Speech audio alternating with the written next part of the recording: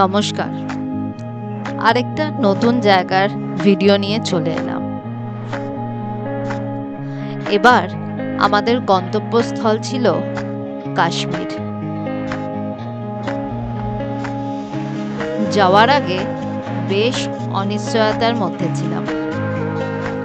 কারণ ছিল Iran, America, ইসরায়েলের যুদ্ধ, সঙ্গে এলপিজি ক্রাইসিস। ভাবছিলাম ওখানে গেলে ঘুরতে পারবো নাকি, খাওয়ার প্রবলেম হবে নাকি, নানা রকমের চিন্তা মনের মধ্যে ছিল।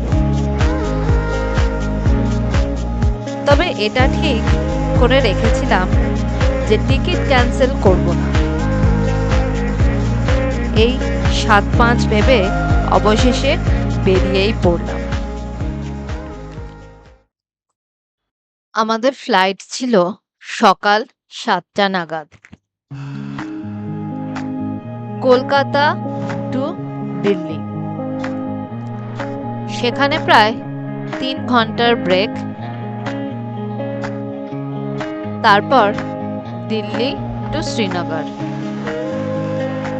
প্রায় ২:৩০ নাগাদ আমরা শ্রীনগর এয়ারপোর্টে পৌঁছালাম। কাশ্মীরে কিন্তু মোবাইলের জন্য লোকাল সিম কার্ড নিতে হয়।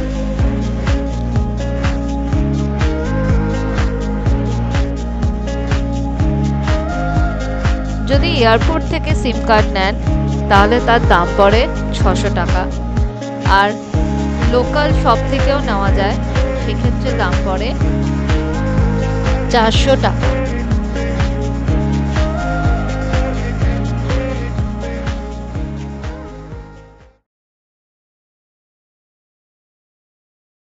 আমরা আগে থেকেই গাড়ি বুক করে রেখেছিলাম। এয়ারপোর্টে গাড়ি আমাদের জন্য ওয়েট করছিল।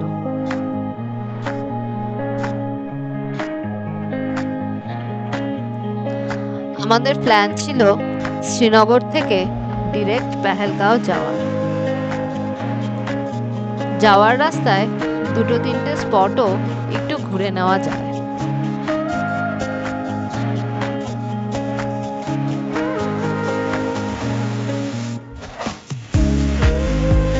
রাস্তায় পাম্পোর বলে একটা জায়গা পড়ে, যেখানে স্যাফরানের চাষ হয়।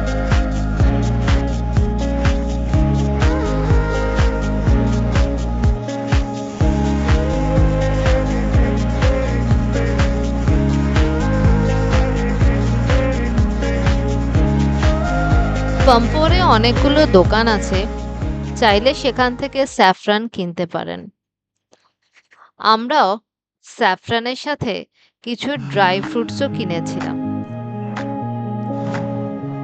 এখানেই প্রথম কাশ্মীরি কাওয়াটা টেস্ট করলাম, দারুণ লাগলো।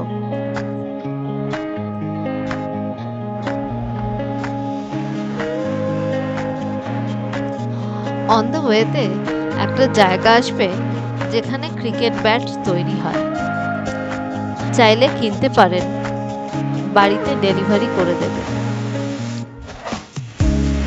আমাদেরও ইচ্ছে ছিল, কিন্তু ঈদের জন্য সব বন্ধ ছিল।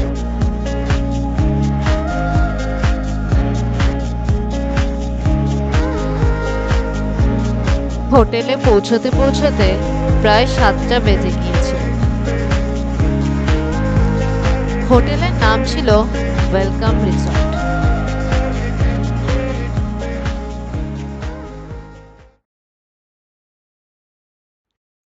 বাইরে প্রচন্ড ঠান্ডা, বৃষ্টি পড়ছে, হাত পা কাঁপছে।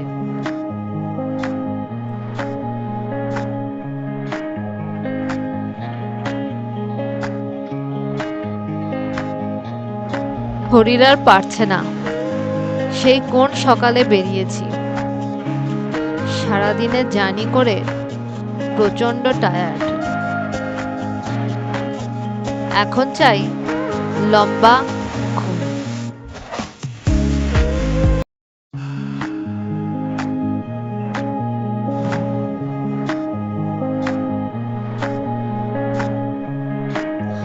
ঘুরতে গেলে সকাল সকাল ঘুম থেকে ওঠাটা আমাদের অভ্যাস।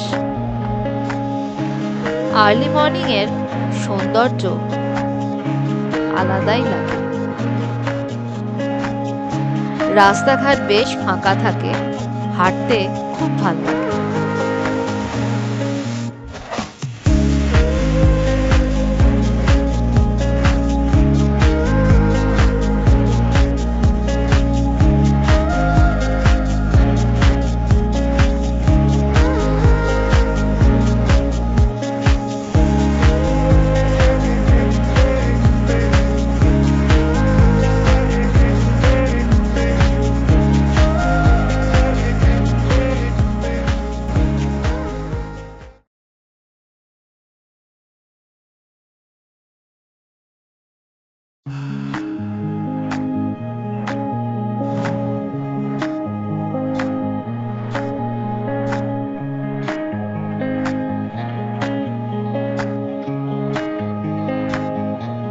হোটেলের সামনে দিয়েই বয়ে গেছে লিডার নদী, লোকাল ভাষায় লিদ্রু নদী।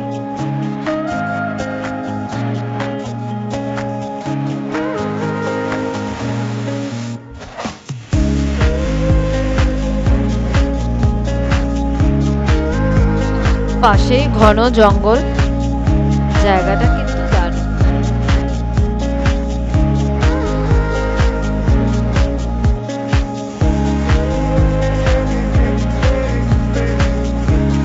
আমাদের আজকের প্ল্যান ছিল আরু ভ্যালি, বেতাব ভ্যালি এই দুটো জায়গা দেখার।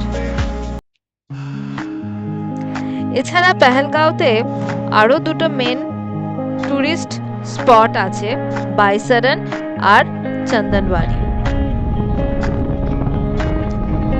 গত বছর পেহেলগাঁও অ্যাটাকের পর বাইসারন বন্ধ ছিল, আর চন্দনবাড়ি যাওয়ার রাস্তায় যে ব্রিজটা আছে তা বন্যায় ভেঙে গিয়েছিল, তাই এই দুটো জায়গা আমরা যেতে পারিনি।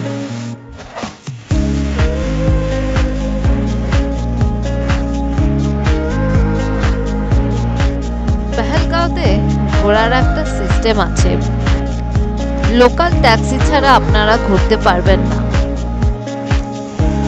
ট্যাক্সি স্ট্যান্ড থেকে ট্যাক্সি নিয়ে আমরা বেরিয়ে পড়লাম আরু ভ্যালি দেখার জন্য। এখানে কিন্তু ট্যাক্সির রেট ফিক্সড। আমরা সুইফট ডিজায়ার নিয়েছিলাম, রেট ছিল 1900 টাকা। প্রত্যেকটা জায়গায় 1 ঘন্টা করে সময় দেবে, যদিও আমাদের 1 ঘন্টার বেশি সময় লেগেছিল, তাই 400 টাকা এক্সট্রা দিতে হয়েছিল। আপনারা চাইলে সারাদিনের জন্য বুকিং করে নিতে পারেন, তাতে পড়ে 3200 টাকা। সেখানে ওরা কিছু লোকাল জায়গা যেমন রাফটিং পয়েন্ট, দরগা যেখানে বজরঙ্গি ভাইজানের শুটিং হয়েছিল, লোকাল পার্ক, এইসব জায়গাগুলোতেও নিয়ে যায়। যেহেতু আরু আর বেতাব ভ্যালি আমাদের অনেকটা সময় নিয়ে নিয়েছিল, তাই এই প্যাকেজটা আমরা নিইনি।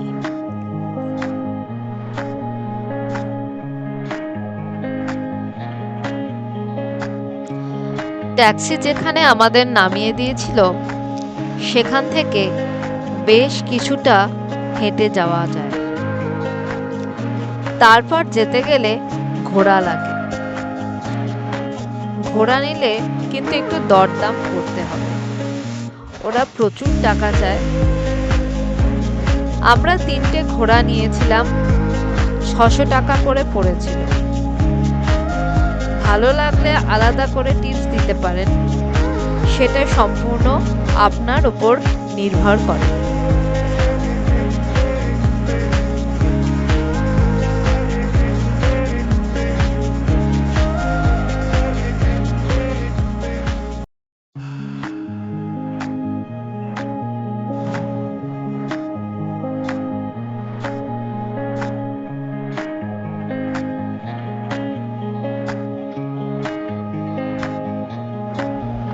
যত এগোচ্ছি মনটা তত ভরে যাচ্ছে।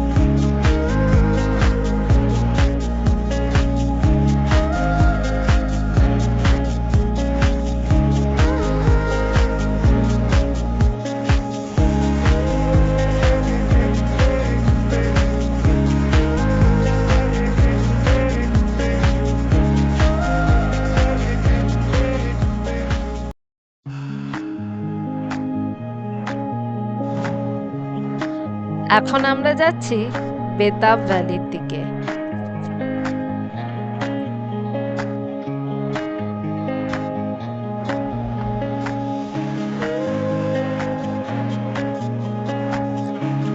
এখানে কিছুক্ষণ দাঁড়িয়েছিলাম কারণ আগে একটা অ্যাক্সিডেন্ট হয়েছে। কাশ্মীরে কিন্তু এই জিনিসটা অনেকবার দেখি। প্রায় 5টা অ্যাক্সিডেন্ট দেখেছি আমরা পুরো কাশ্মীর ট্রিপটাতে।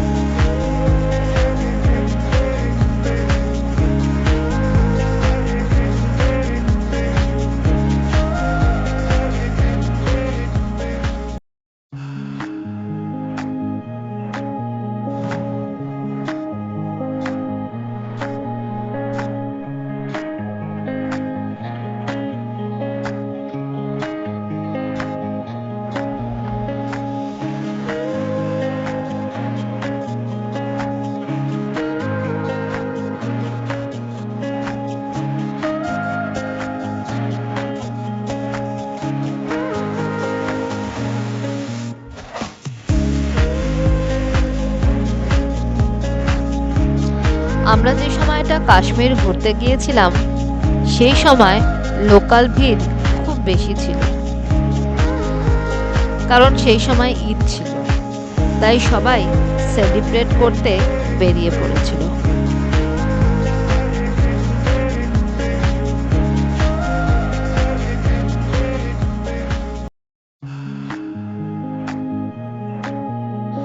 শীতকালে আমরা যেরকম সায়েন্স সিটি বা নিকো পার্ক যাই সময় কাটাতে, অনেকটা সেই রকম।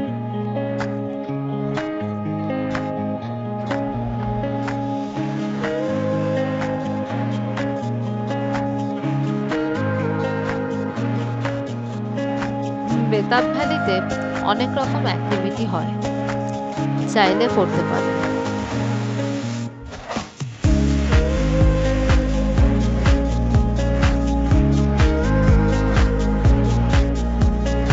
এবার আমাদের হোটেলে ফেরার পালা।